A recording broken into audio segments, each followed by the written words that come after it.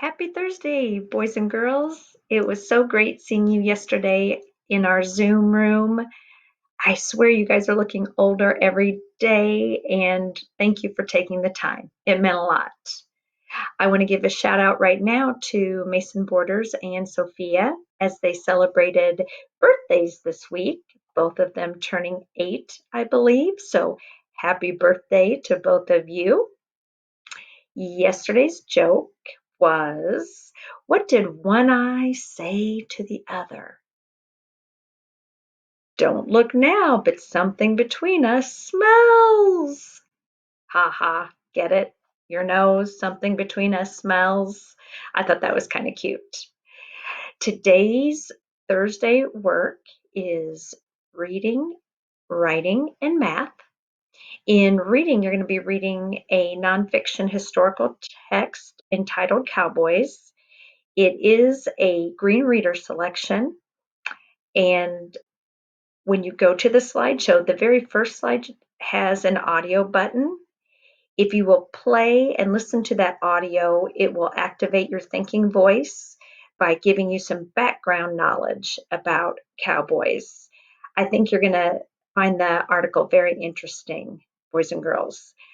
Two fun facts about cowboys are one, I learned by doing some research that at night, a few of the cowboys would ride around between the cattle, between the cows and bulls, and sing to them to keep them settled and quiet and peaceful. I thought that was interesting. So, some of those old time cowboy songs you've heard, they literally use those on the cattle drive to keep the cattle settled. And then the second interesting fact I learned in the story I read that the cattle could only walk 15 miles a day, but it didn't tell why. And as I researched, I learned that there was a 15-mile a day limit because otherwise the cattle would become too thin.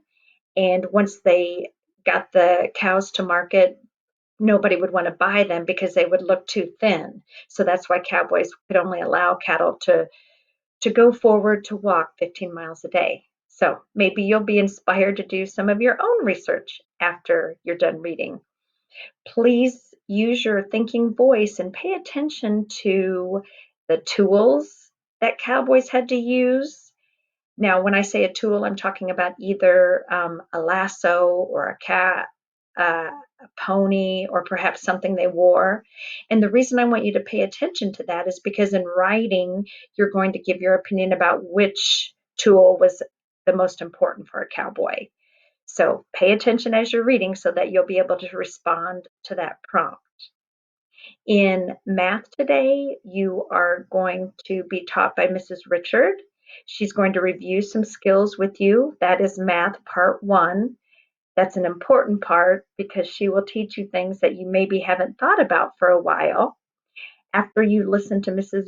Richard's teaching, you'll do math part 2, which is a math boxes review. I did it myself. I just like to do that ahead. And I wanted to give you a hint about the very first couple of problems. The directions say to put greater than, less than, or equal to, but you're actually not going to do that. If you look down, there'll be some choices of greater than, less than, and equal to number equations, and you just pick the ones that is right. You don't actually have to write in greater than, less than, or equal to. That confused me for a second, so I wanted to share that. Also, I want to remind you of some of the data vocabulary we have talked about. Maximum means the largest number, minimum means the smallest number, and median is the middle number. You may need to know some of those data words today. I believe that is your Thursday. In addition, of course, you have gym and music, and today is day 12 for gym and music. And hopefully those clouds will go away and we can get outside this afternoon. Have a great Thursday.